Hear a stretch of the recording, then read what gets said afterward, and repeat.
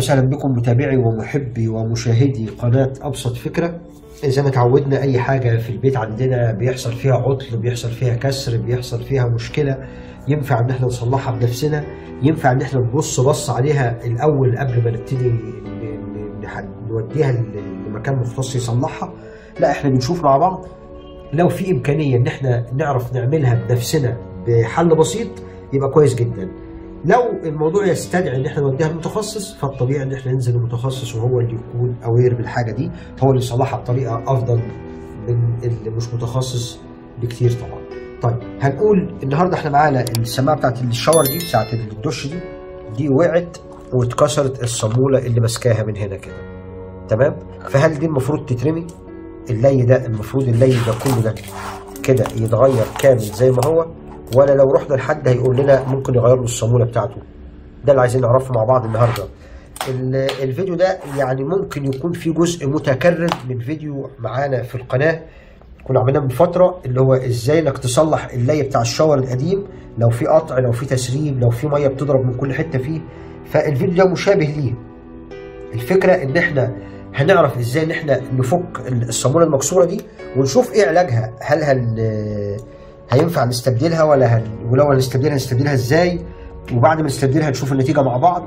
ويعني ممكن يكون ده موضوع بسيط، بس لما تعرف تصلحه بنفسك افضل ما تروح تشتري الجديد اللي هو في السوق حاليا، اللي ممكن يكون مش نفس الخامه ومش نفس الجوده بتاعه الحاجه اللي موجوده عندنا في البيت. فخلينا مع بعض كده، هو فيديو بسيط جدا ان شاء الله، مش هنتاخر فيه، يعني هيبقى دقيقتين 3 كده بس هنستفاد بيه باذن ربنا مع بعض. اول حاجه احنا اللي عايزين نستبدلها الصاموله اللي هي ناحيه السماعه نفسها. الفرق بين الاثنين ايه؟ الصاموله الثانيه بتبقى راكبه في الخلاط او في الحنفيه او في المحبس او زي ما تكون راكبه بتبقى بالشكل ده، اللي هي بتتربط بالمفتاح المسدس بتاعنا العادي. الصاموله اللي بتبقى راكبه في السماعه دي اللي بتبقى شكلها مخروطي او بالمنظر اللي هي اطول شويه لقدام، مسلوبه مسحوبه مخروطه، زي ما يعني كل مكان بيطلق عليها مسمى غير الثاني. فالنهارده احنا عايزين نغير الصاموله دي، مش الصاموله بتاعت اللي هي نفس، مش الصاموله بتاعت الخلاط، اسف، هي نفس الفكره. بدل ما هنشتغل في الجنب ده هنشتغل في الجنب الثاني دوت. يعني اللي هيتعلم دي او اللي هيعرف فكره دي هيعرف يغير نفس الكلام في الصاموله الثانيه.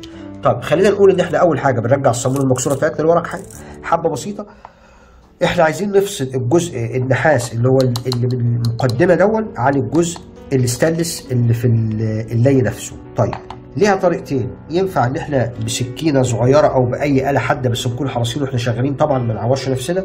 وهنيجي هنا نحاول نضغط ضغطه جامده بين الفاصل البلاستيك دون وبين الجزء النحاس الخارجي.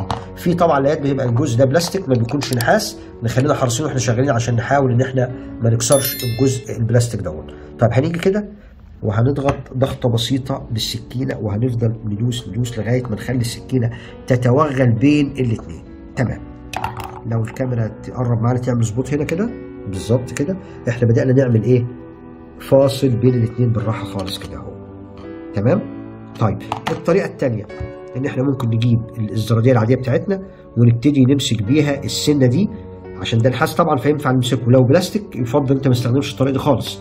وهنمسك دي بالراحه خالص كده ونحاول نطلع الجزء النحاس ده بالمنظر ده. معايا؟ كده طلع معانا الجزء النحاس راكب فيه الخرطوم البلاستيك الداخلي، طلعناهم او فصلناهم عن الجزء اللي هو بتاع اللي نفسه.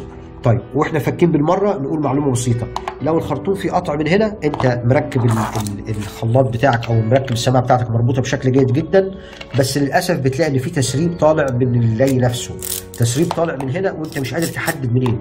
هتلاقي دايما القطع بيبقى في المكان ده هنا، القطع بيبقى في الخرطوم البلاستيك بعد الشفه النحاس دي.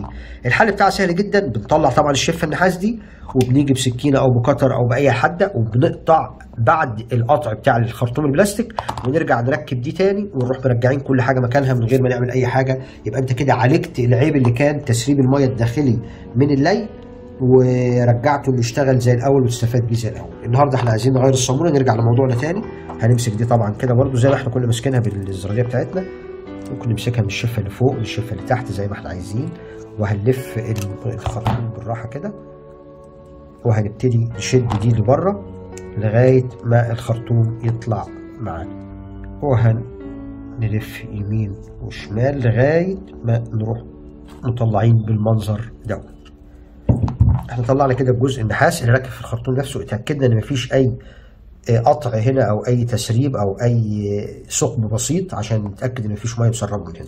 طيب نرجع للجزء الثاني زي ما عملنا في الجزء الاولاني بالظبط بنعمل في الجزء الثاني. احنا عايزين نعمل برضو ندخل آلة حادة او سكينة او اي حاجة عندنا، مفك رفيع بين الجزء البلاستيك والجزء المتن الخارجي اللي بره. ينفع برضو الطريقة الثانية ان احنا نمسك الجزء البلاستيك، بس طبعا نكون حريصين، احنا بنشتغل في بلاستيك يبقى ما ينفعش ان احنا نضغط جامد بالبنسة بتاعتنا، وهنحاول نلف اللفة البسيطة بتاعتنا دي كده لغاية ما نطلع الجزء ده.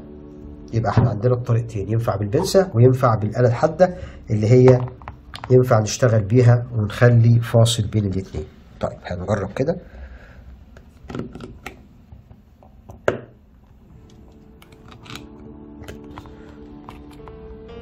وهنفضل نعمل عملية خلخلة كده واحدة واحدة لغاية ما نطلع الجزء البلاستيك بالمنظر ده الأبيض ده كده. تمام. وهنبتدي نفك ده من اللي مربوط فيه نفسه.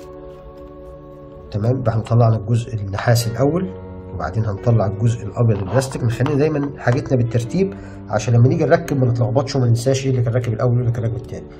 هنطلع الشفة بتاعتنا اللي هي المتن، وهنطلع صاحبة المشكلة الأستاذة الفاضلة الصامولة بتاعتنا اللي احنا فاكين الموضوع ده كله عشان نستبدل دي الصامولة المكسورة. تمام. هنجيب صامولة تانية نفس الحجم نفس السن نفس المقاسات، ينفع تشتريها جديدة ينفع نجيبها من أي لي قديم ونركبها بنفس الترتيب اللي احنا فكينا بيه. ركبنا ده، هنركب بعدها الشفة الستانلس دي أو الماتل دي، وبعدين هنركب الجزء البلاستيك الأبيض، وهنيجي هنا دي بتربط رباط كده على السن. ركبت دي كده ربطت معانا تمام. نتأكد المسافة بتاعتها رجعت لغاية الآخر، وصلت لغاية الآخر هنا.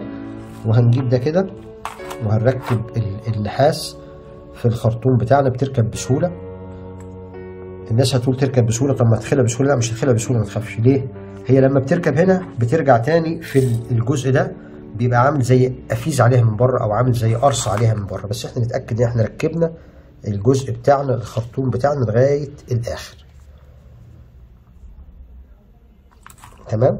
نجيب كده نضغط على دي اللي بره اللي احنا ركبناها اللي احنا فكناها بالضغط اللي احنا فكناها لما كنا بنخلخل بينها وبين السكينة، نفس الكلام. هنيجي هنا بالسنة بتاعت الزرادية بأول البنسة كده ونضغط ضغطة بسيطة كده ونلف بيها بشكل دائري لغاية ما نتأكد إن إحنا ماشيين باتجاه صحيح من الدايرة كلها بشكل واحد عشان تركب كلها ميبقاش فيها ميل. لو مالت مننا سهل إنها تعمل زي دقرة في الوسط أو ما ترضاش تتحرك أو تقفش أو كده. تمام. ركبت معانا بشكل كويس جدا. اتمنى التصوير يكون كان موضح ده. هنركب الخرطوم بتاعنا بنرجعه تاني زي الاول، وبنيجي هنا ضغطه بسيطه خالص عليه. ضربنا ضربتين كده بس، حاجه خفيفه خالص، وبعدين ناكد ان احنا نزلنا دي للاخر. وزي ما عملنا في الليبر برضه نلف كده يمين شمال اتجاه دائري عشان نضمن ان هي نزلت مرتاحه ونزلت عدله في كل المستوى بتاعها. ضغطنا الضغطة الأخيرة كده، اتأكدنا إن المسام كلها كده قافلة تمام، إن كلها خلاص ركبت بشكل صحيح، قفلت على بعض كلها بالشكل ده. الصامولة بتاعتنا رجعت كده زي الأول. هنجيب الجلدة نركبها هنا وهنربط الرباط العادي بتاعنا، وهنجرب مع بعض دلوقتي ونشوف النتيجة، ولو في أي تسريب تاني نبص بصة مع بعض ونشوف هنعمل إيه. خليكم معايا لحظة واحدة. اتأكدنا الجلدة هنا راكبة، وهنربط ده كده رباط كويس.